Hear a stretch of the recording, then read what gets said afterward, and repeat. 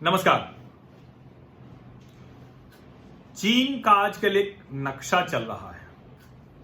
उस नक्शे में चीन के अलग अलग प्रांतों को दिखाया गया है और उसमें यह भी बताया गया है कि कैसे कई प्रांतों को चीन ने धीरे धीरे करके कब्जा कर लिया, यानी अपना जो भौगोलिक क्षेत्र है उसका विस्तार कर लिया। वो नक्शा आप लोगों के भी व्हाट्सएप फॉरवर्ड पे आजकल जरूर आया होगा। लेकिन उस नक्शे को छोड़िए, चीन में एक नई कहानी शुरू हो गई और वो कहानी आपको चौंकाएगी। आपको लगेगा कि भला ये कैसे संभव हो सकता है।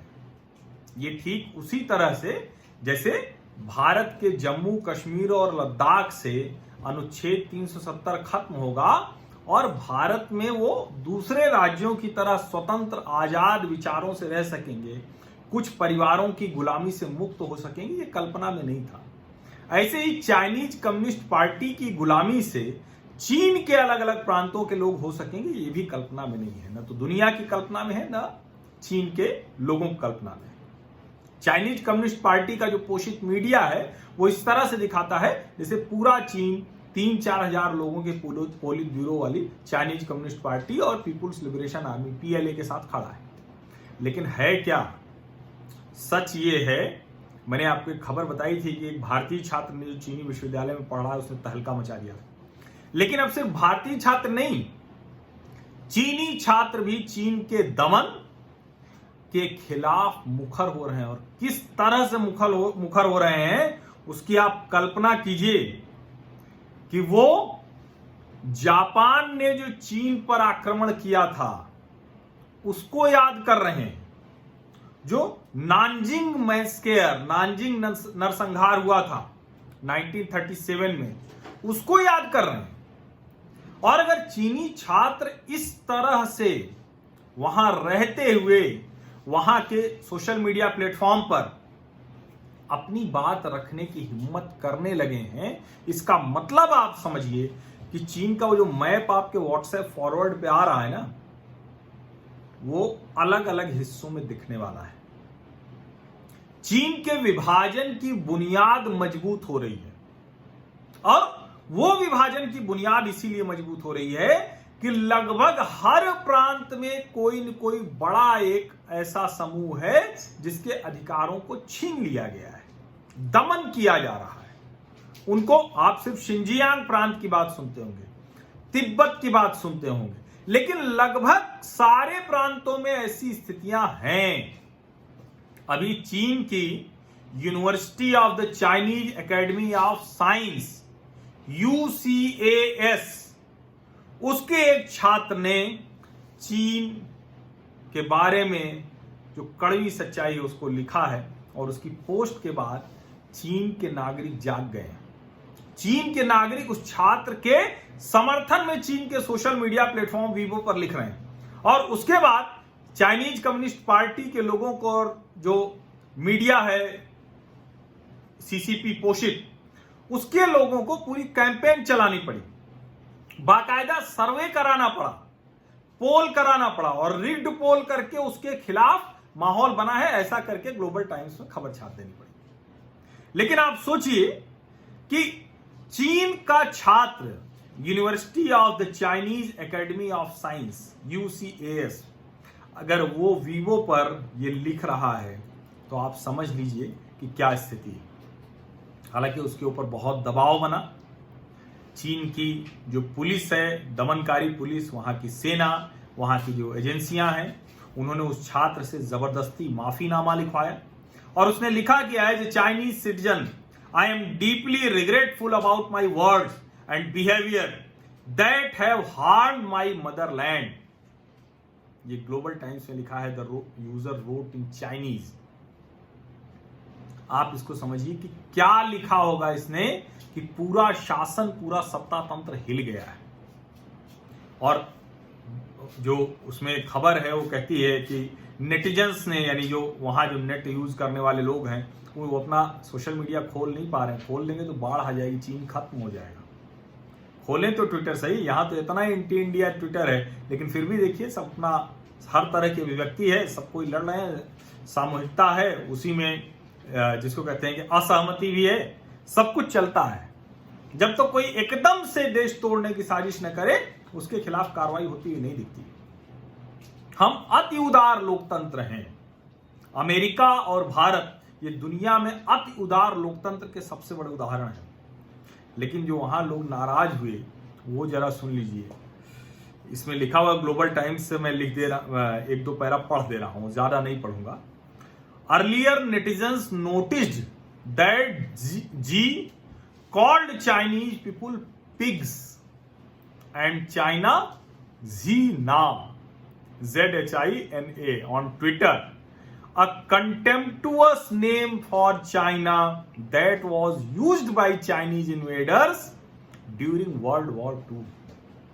उस चाइनीज छात्र को अपने देश की चाइनीज कम्युनिस्ट पार्टी तानाशाही, निरंकुशता, क्रूरता, दमन, उससे इतनी चिढ़ हो गई है कि वो जापानी आक्रमणकारियों ने जो नाम दिया था चीन को, झीना, बहुत अपमानजनक है, वर्ल्ड वॉर 2 के दौरान दिया था, वही नाम उन्होंने, उस छात्र ने चीन को दिया। और चाइनीज लोगों को उसने क्या कहा है? उसने पिग्स कहा है, सुअर, पिग्स कहा है। आप समझ सकते हैं कि कितना गुस्सा उसके अंदर भरा होगा, किस तरह से चीन के सैन्य शासन से, तानाशाही से वो ऊब चुका होगा। आगे उसमें लिखा हुआ है, these Twitter post, most of which were written in Chinese, also had outrageous content such as supporting a disintegration of China and glamorising the Nanjing massacre by Japanese invaders in 1937, some users found. यानी वो छात्र कह रहा है कि इसको disintegration की जरूरत है। यानी जो इतना बड़ा चीन है, जिसकी 14 देशों से सीमाएं मिलती हैं और 23 देशों से सीमा विवाद कर रहा है, भारत की जमीन हड़ पे बैठा है, पाकिस्तान की हड़ पे बैठा है, नेपाल की हड़ पे बैठा है, साउथ चाइना सी में Philippines, Cambodia, Brunei, Thailand, Vietnam, इन सब के हिस्से घुस गया है। हर जगह किसी न किसी की जमीन कब्जा कर रहा है। अब चीन के लोग कह रहे हैं कि इस चीन को तोड़ देने की जरूरत है। विभाजन की पूरी भूमिका, पूरी बुनियाद तैयार हो गई।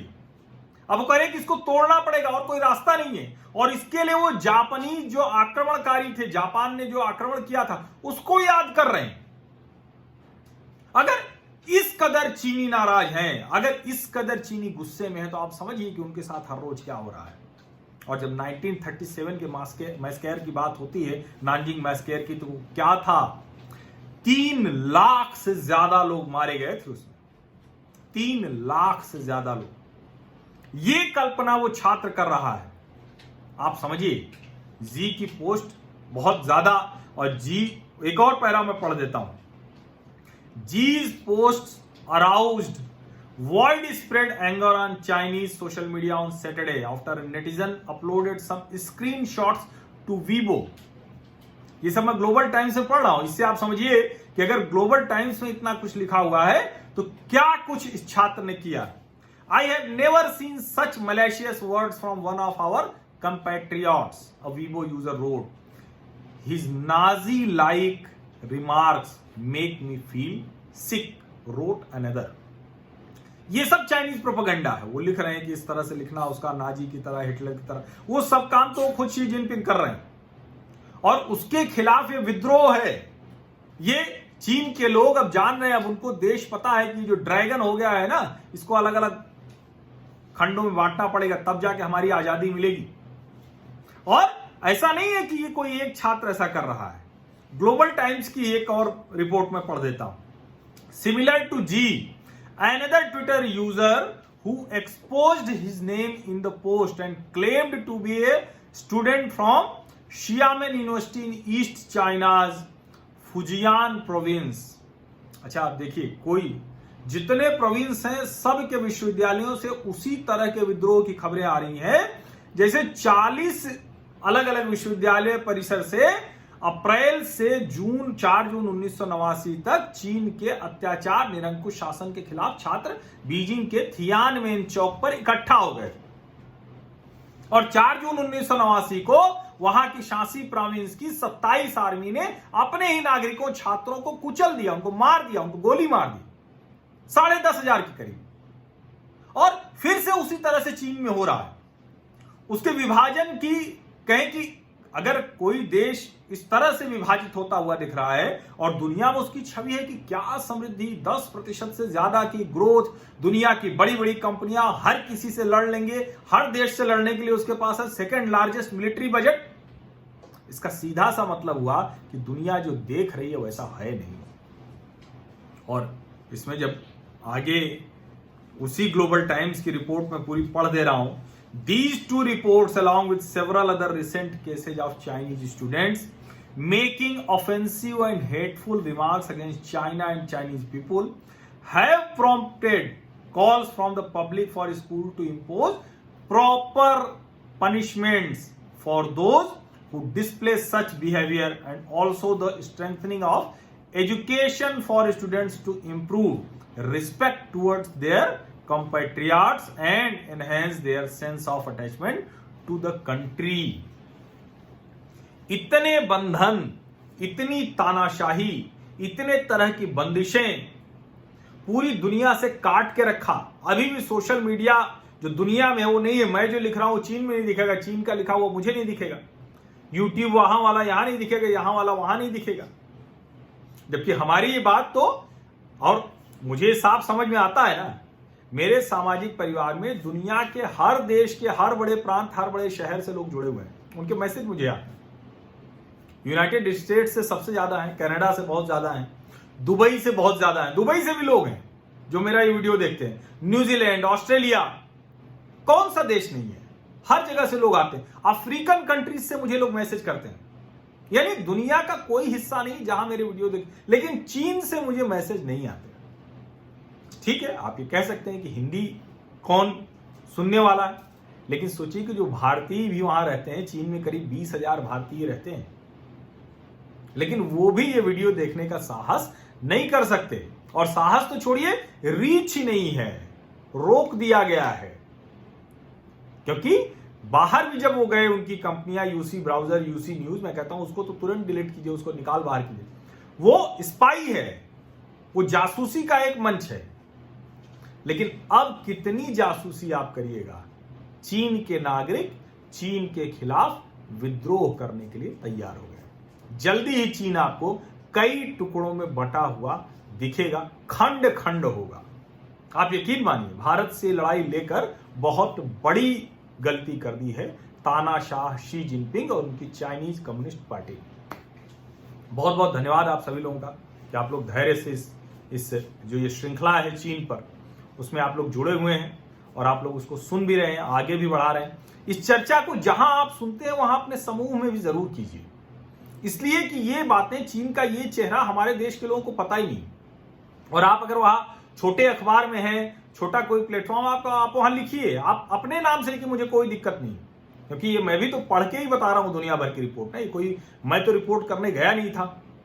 इसलिए आप इसको बिल्कुल इस्तेमाल कर सकते हैं। और मुझे अच्छा लगेगा कि अगर ये वीडियो आप ज्यादा से ज्यादा लोगों को बढ़ाएं, जिससे कि हर भारतीय को चीन की असली स्थिति, जो उनका सही चेहरा है, जो तानाशाह शी जिनपिंग के खिलाफ चीन के लोग तैयार हो रहे हैं, वो लोगों को पता चले।